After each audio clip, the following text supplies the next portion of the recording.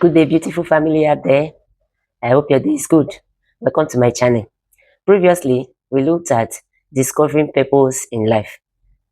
We said that discovering purpose, that when we discover purpose, it's like a catalyst that pushes one to the right direction in life. So we touch certain things that we can do to discover this purpose and be able to achieve our aim or goal in life. For today, we'll be looking at dealing with domestic stress. Dealing with domestic stress. Domestic stress is the emotional, mental, and sometimes the physical pressure individuals go through within their home. That's domestic stress. Sometimes this domestic stress arises from our daily challenges that has to do with our financial challenges, misunderstanding among family members, misunderstanding with friends, parenting responsibility challenges, workload, maybe excessive workload, and lack of personal space or time when we do not have time for ourselves. You have things you want to do, but no time to do it. No space. That's how domestic stress arises. While stress sometimes may be useful, excessive stress or unmanaged stress can become overwhelming or dangerous. Hence, we are looking at how to deal with domestic stress so that we don't burn out, we don't overstress ourselves, or we are not distressed. So it's very effective that we learn certain things that we do to deal with our stress domestically. So what are the things that we can do to deal with domestic stress? Number one, identify the source of the stress. Identify the source of the stress. That thing, what is causing stress for me? What is it that is causing this stress? Identify it. Sources of stress includes money issue, lack of communication or communication gap with family and friends, then unequal responsibility, especially in the home. Sometimes we have something like role clashes. Role clashes. That can be a common source of stress. Now, you are a mother, you are a wife, you are a sister, you are a child, you are an employee. So there may be clashes from all these sources. Your work is demanding your time. Your parents are demanding your time. Your husband is demanding your time. Your children are demanding your time. Even your siblings, then your friends, they are demanding time from you. So when you combine these roles together, you see sometimes that there will be a clash.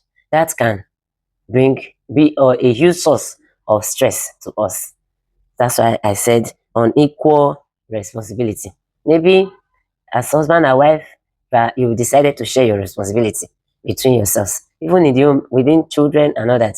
So that can also be a form of source of stress for an individual when the responsibility are equal. Maybe yours are more than the other party's own. It will be a source of stress for you. Another one is sometimes you have daily frustrations. There are things that may be frustrating you as an individual. Those ones can be as a source of stress. Maybe somebody is sick in the home. You are trying to manage that situation, but it's not giving headway for you. That's a form of frustration for you, and it can be a source of stress hugely. So we must learn to manage that as well. Number two, in the things that we can do to deal with domestic stress is to improve on our communication. You know that we said that communication gap can be a source of stress. So improve on your communication. How do you approach issues? How do you approach your partner? How do you approach your parents? How do you approach your children? How do you approach your family members? How do you approach your friends? All this can be a form of a source of stress for you, if not well handled. So we must learn to improve on our communication, how we address issues, how we approach people. Manner of approach matters a lot. Sometimes what we want to say is good, but how we approach it is not palatable. So it brings issues to us. So we must learn to improve on that. Now, communicate your thoughts and feelings in a very calm and respectful way. If you must say something, learn to communicate that your thoughts, your feeling in a calm and respectful way to anybody you want to pass an information to. Avoid saying harsh words, saying things that are harsh. Avoid it. Be calm. But whenever you want to speak, just be calm. Don't blame. Don't blame others, especially when issues are rising. Don't blame others for what is happening. Instead, learn to take blames. Just avoid blaming people, saying harsh things. Be silent if you can. But if you must say something, say it calmly. but it's better to be silent. Eh? So silent treatment is better in conflict resolution. We have said that in our last video. So open communication also helps to promote or prevent misunderstanding, and it helps to build trust. So let us learn to communicate openly. Instead of keeping grudges, communicate. Say what the issue is. Say it out in a humble manner, in a calm manner, in a lovely manner. Number three, create a supportive home environment. You know, there are people that are very hostile. You cannot just approach them. Don't be hostile to people. In your home, be friendly. Let the home environment be friendly to children, to your partner, to your parents, to your siblings, to your friends and other family members around. Let there be friendliness, laughter all over the place. Once you do that, you are making the environment very supportive and friendly. It shows that you are in support of their growth. So they will trust you, they will rely on you, they will want to share their concern with you. People around you will share their concern. They will want to know it when you create a supportive environment. It fosters trust. It fosters unity. It fosters love. So please learn to create a friendly environment. Be calm and lovely in everything you do. Then number four is to manage your time effectively. Manage your time effectively.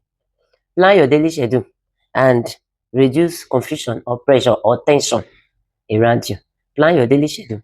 Reduce the tension, pressure, and the confusion around you by planning your time and following it. Once you have planned your time, follow the schedule that you have planned.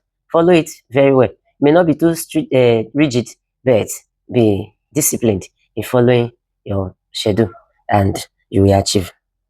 Then prioritize important issues. Prioritize things. Don't just do things anyhow you like. Prioritize things. Which is most important? Which is the first that I should do? Which should I do last? Prioritize them so that you don't overstress yourself. If you prioritize, you are trying to reduce or manage your domestic stress.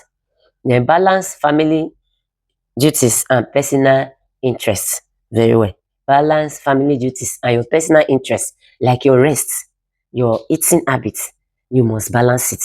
You have work to do. Yes, we know work is good, but balance your work and your own personal interests.